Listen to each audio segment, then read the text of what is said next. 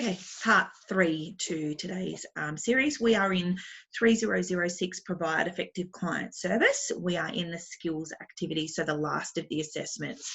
Remembering a skills activity is where you're getting really actively involved and being able to really start to dive deeper into some of the things that you've learned.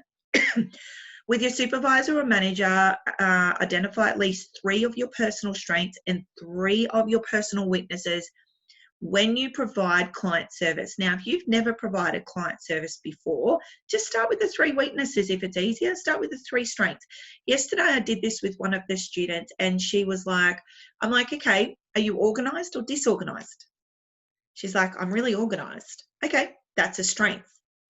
Being too organized, what weakness can that be connected to? Oh, okay, sometimes I'm so organized that I'm not very flexible. Okay, cool. Let's link those together. Let's have a talk about those.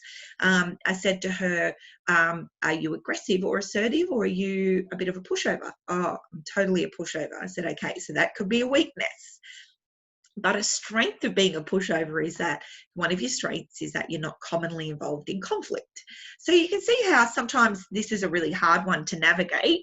Nobody else sees these answers. So have a think about, have a look around your home. They'll show you your weaknesses. My office, very messy. I start a lot of things and I don't finish them. So I have to really concentrate on developing that. That's a weakness of mine, half doing things, doing lots of things, but half doing them. So have a look through this and really explore it.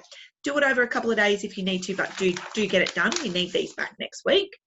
For a current service deadline, interpret the information and plan how you'll meet it. On this one, question 2, I would use a scenario back from your cleaning or the TV delivery. Okay, so don't keep reimagining things. Use the TV or use the cleaning, pressure cleaning or something like that. So current service deadline, interpret the information and plan how you'll meet it. The gentleman wanted the TV in 7 days. Now he wants it in 2.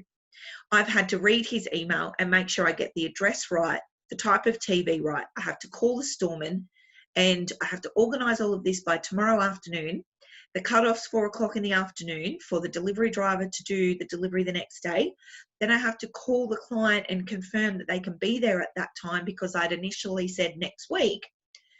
So you're basically explaining all of the steps that you would take to make sure that that thing got delivered, that service or that product got delivered. Request feedback from a client regarding a product or service. Summarize the feedback below. If it's more appropriate, seek feedback from your supervisor. I want you to just Google the Harvey Norman feedback. Okay, get that feedback and use it in here. The feedback about the pods, maybe, and summarize the feedback, and also then say what you would do about that. You know, a customer purchased coffee pods from my store. When she returned them, we weren't able to give her a refund because the pods were in date when we sent them. Corona. Summarize the feedback, what the problem was. So what is the problem there and what's a rectification, you know, and give the feedback from your service manager about your service. So just put a scenario in there. Question 4, give 3 examples of specialized vocabulary or acronyms. I don't want all acronyms and I don't want all vocabulary. Just 1 vocabulary, 2 acronyms is fine.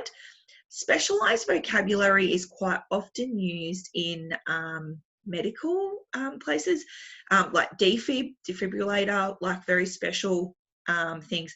Acronyms, WHS is a really good one. PPE is another one you can use an example, but I'd really like you to find some of your own, and they are in the book. Respond to 3 customer complaints in writing, meeting customer requirement. If you don't have any complaints, your assessor will provide you with some. I want you to do coffee pods.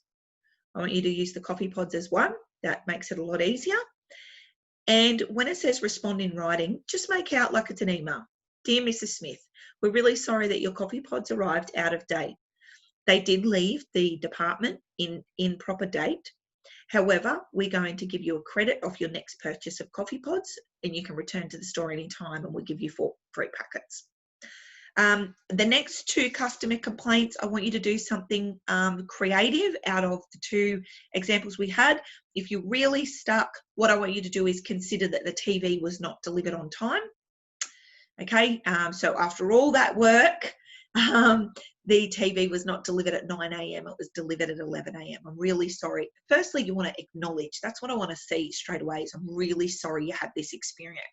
Doesn't mean you agree with the fact that they're right with everything that they say. And it doesn't mean you're going to give them a free TV. You're hearing them. And number 3, complaint could just even be about, hi, I came to the store today and I noticed the guy behind the counter wasn't in uniform and he had a lot of piercings and tattoos, and I actually felt a little bit put off by his breath. Okay, so that's like a hygiene presentation issue. The boss comes to you and is like, oh, mate, I've got this complaint about you. And you might be like, thanks for letting me know. I just came straight from the gym, or I've been working in the warehouse for 3 hours. I might bring a spare shirt and some deodorant. So there's lots of ways you can pretend to field a complaint. And that's the last question of the skills assessment. So this series of 3 videos I've just done covers the whole unit for 3006.